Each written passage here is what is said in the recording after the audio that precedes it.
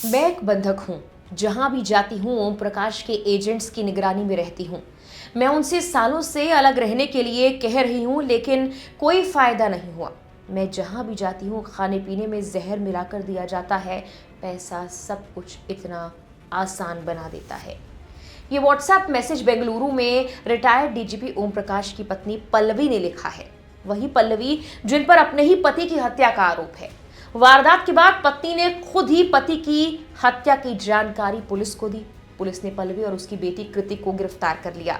लेकिन क्या वाकई पल्लवी ने पति की हत्या की? आखिर दोनों के बीच के रिश्ते कैसे थे? आसपास के लोगों ने क्या बताया है? ये सब कुछ आपको इस वीडियो में हम बताने वाले हैं। नमस्कार, मेरा नाम है मेघना सचदेवा और आप मुझे देख रहे हैं लोकमत हिंदी पर। इस खौफनाक कत्ल से पहले बेंगलुरु के retired DGP Om Prakash table पर बैठे हुए थे, खाना खा रहे थे। अपनी प्लेट में 2 वैरायटी की फिशेस का लुत्फ ले रहे थे।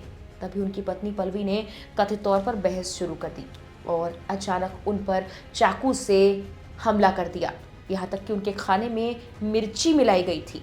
डिनर टेबल के पास खाने की प्लेट्स पड़ी हुई थी, उसमें लाल मिर्ची बहुत ज्यादा थी और ओम प्रकाश वहीं डाइनिंग हॉल में खून से लथपथ हालत में पड़े हुए मिले। रिपोर्ट्स के मुताबिक ओम प्रकाश की हत्या करने के बाद मां बेटी ने खुद को एक कमरे में बंद कर लिया। हमले के बाद पल्लवी ने पुलिस को फोन किया और हत्या की बात खुद ही कबूल कर ली। जब पुलिस अधिकारी 3 मंजिला घर के अंदर पहुंचे तो ग्राउंड फ्लोर पर ओम प्रकाश का शव पड़ा हुआ मिला। उनकी बेटी कृति ने खुद को कमरे के अंदर बंद कर लिया था। हंगामा हुआ, बार बार कहा गया कि दरवाजा खोलो, तब भी उसने दरवाजा नहीं खोला, जिसके बाद पुलिस ने दरवाजा तोड़कर उसे हिरासत में लिया है। मामले में पूर्व डीजीपी के बेटे ने खुद मां और बहन के खिलाफ पिता की हत्या का आरोप लगाते हुए एफआईआर तक दर्ज करवाई है। बेंगलुरु के पुलिस कमिश्नर बी दयानंद ने बताया कि धारदार हथियार से हमला किया गया।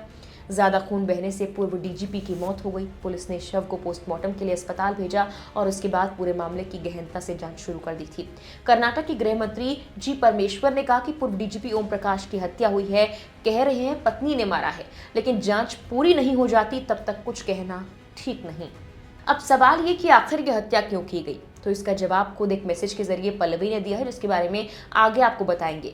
लेकिन पहले आपको ये बता दें कि बेटे की ओर से दर्ज कराई गई एफआईआर के मुताबिक पल्लवी मानसिक रूप से अस्थिर हैं। वो पिछले 12 सालों से सिजोफ्रेनिया से पीड़ित हैं। उनका इलाज चल रहा है। पुलिस ने मामले में आरोपियों के खिलाफ पीएनएस की धारा 103, 103(1), 3, 5 के तहत एफआईआर दर्ज की है।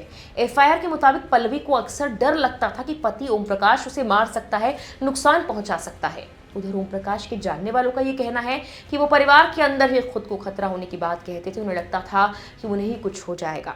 अब पत्नी के मैसेज की बात की जाए तो कर्नाटक के पुलिस अफसरों के ग्रुप में ये मैसेज भेजा गया था। कथित तौर पर इस मैसेज में अपने पति ओम प्रकाश पर संगीन आरोप पल्लवी ने लगाए हैं। इसके साथ ही ग्रुप में शामिल पुलिस अधिकारियों से पति के खिलाफ तुरंत एक्शन लेने का अनुरोध किया गया था। ये भी दावा किया गया कि उसके पति के पास एक रिवॉल्वर थी, जिसे दिखाकर वो उसे जान से मारने की धमकी दिया करते थे। इतना ही नहीं, उन्होंने अपनी पत्नी और बेटी को घर के अंदर बंधक बनाकर रखा हुआ था, ऐसा पल्लवी का दावा था। पल्लवी ने व्हाट्सएप मैसेज में लिखा, मैं एक बंधक हूँ। मैं जहाँ भी जाती हूँ ओम प्रकाश के एजेंट्स की निगरानी में रहती हूँ। मैं उनसे सालों से अलग रहने के लिए कह रही हूँ, लेकिन कोई फायदा नहीं हुआ। मैं जहाँ भी जाती हूँ खाने पानी में जहर मिलाकर दिया जाता है। घरेलू नौकरों को जहर देने के लिए कहा जाता है। यहाँ तक कि स्विगी और जोमैटो डिलीवरी में भी मिलावट होती है। पैसा सब कुछ इतना आसान बना देता है, सत्ता भ्रष्ट करती है। इसके साथ धन की शक्ति भी हो तो कोई कुछ भी कर सकता है। इसके साथ ही पल्लवी ने अपने पति ओम प्रकाश पर पीएफआई यानी पॉपुलर फ्रंट ऑफ इंडिया का सदस्य होने का आरोप भी लगाया। उसका कहना है कि वो और उसकी बेटी पीड़ित हैं। उसने लिखा, अगर मेरी बेटी और मुझे कुछ हो जाता है, चाहे ये स्वाभाविक हो या आकस्मिक, मेरे पति ही इसके लिए जिम्मेदार होंगे। मुझे सहना होगा चुपचाप। ये बहुत दर्दनाक है। वहीं वीआईपी सिक्योरिटी में तैनात इंस्पेक्टर श्रीनिवास का बयान भी सामने आया है। उनके मुताबिक तो कहानी कुछ और है।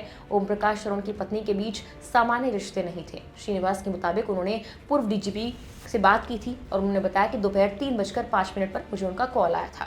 उन्होंने बहुत शांति और स्पष्टता से बात की। मैंने उनसे कहा कि मैं घर आ जाऊंगा सर, लेकिन उन्होंने फौरन कहा, नहीं मत आना, मैडम घर पर है। उनकी हत्या बहुत ही क्रूर तरीके से की गई। मैडम कभी किसी को घर पर नहीं आने देती थी। मुझे उनके पारिवारिक मामलों के बारे में ज्यादा जानकारी नहीं। सर मानसिक रूप से परेशान लग रहे थे। उन्होंने मुझे बताया कि वो अपनी पत्नी के इलाज पर लाखों रुपए खर्च कर रहे हैं। वो किसी से मिल या बातचीत नहीं कर पा रहे। अपनी पत्नी के व्यवहार से तंग आ चुके थे।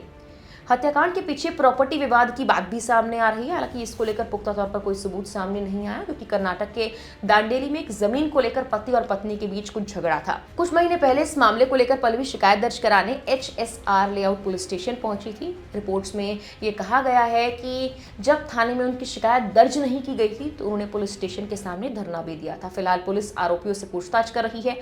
68 साल के रिटायर्ड IPS ओम प्रकाश साल 2015 में कर्नाटक के DGP नियुक्त हुए थे और उनकी हत्या से हड़कंप मच गया है। फिलहाल के लिए इस वीडियो में इतना ही।